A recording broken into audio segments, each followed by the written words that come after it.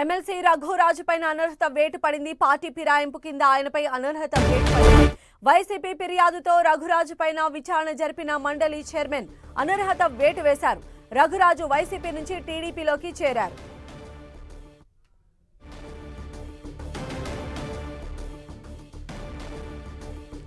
YCP ఇచ్చిన ఫిర్యాదు పైన చైర్మన్ స్పందించారు. రఘురాజు పైన అనర్హత వేటు పడింది.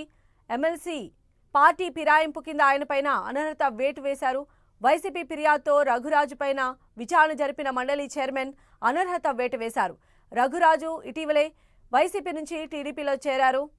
అయితే దీనికి సంబంధించి పార్టీ ఫిరాయింపు కింద వైసీపీ కంప్లైంట్ ఇచ్చింది. దీనిపైననే మండలి చైర్మన్ స్పందించారు. ఎమ్మెల్సీ రఘురాజు పైన అనర్హత వేటు వేశారు.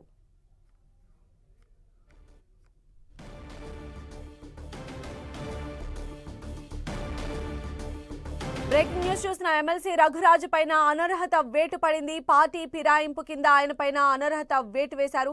వైసీపీ ఫిర్యాదుతో రఘురాజు పైన విచారణ జరిపారు మండలి చైర్మన్.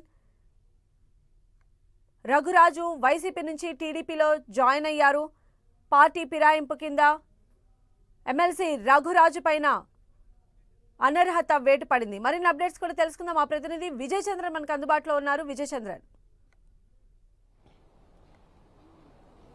ఎమ్మెల్సీ రఘురాజు మీద వేటు వేస్తూ మండలి చైర్మన్ మోషన్ రాజు నిర్ణయం తీసుకోవడం జరిగింది. ప్రధానంగా చూస్తే కనుక ఎస్కోటలో ఆయన ఎమ్మెల్యే శ్రీనివాసరావుకు టికెట్ ఇవ్వకూడదు అని చెప్పేసి ఆయన మొదటి నుంచి కూడా పోరాటం చేయడం జరిగింది. అయితే ఆయన అభిప్రాయానికి వ్యతిరేకంగా వైసీపీ ఆయనకు టికెట్ ఇవ్వడం జరిగింది. అయితే దీనితో ఆయన అసంతృప్తి వ్యక్తం చేస్తూ తన భార్యను తన అనుచర వర్గాన్ని తెలుగుదేశం పార్టీ వైపు పంపించేసి తెలుగుదేశం పార్టీకి అనుకూలంగా పనిచేశారు.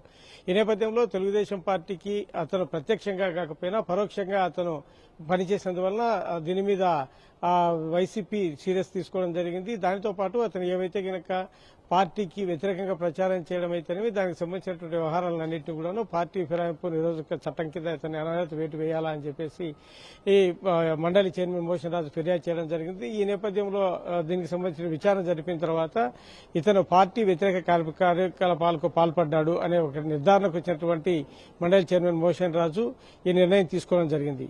ఇది అంతా పూర్తిగా చూస్తే కనుక గడిచిన ఎన్నికల్లో అతను ఏదైతే పార్టీ అభ్యర్థిగా ఉన్నటువంటి శ్రీనివాసరావుకు వ్యతిరేకంగా పనిచేసినందువల్లనే నిర్ణయం తీసుకున్నారని చెప్పొచ్చు. Okay, right Vijay Chandran.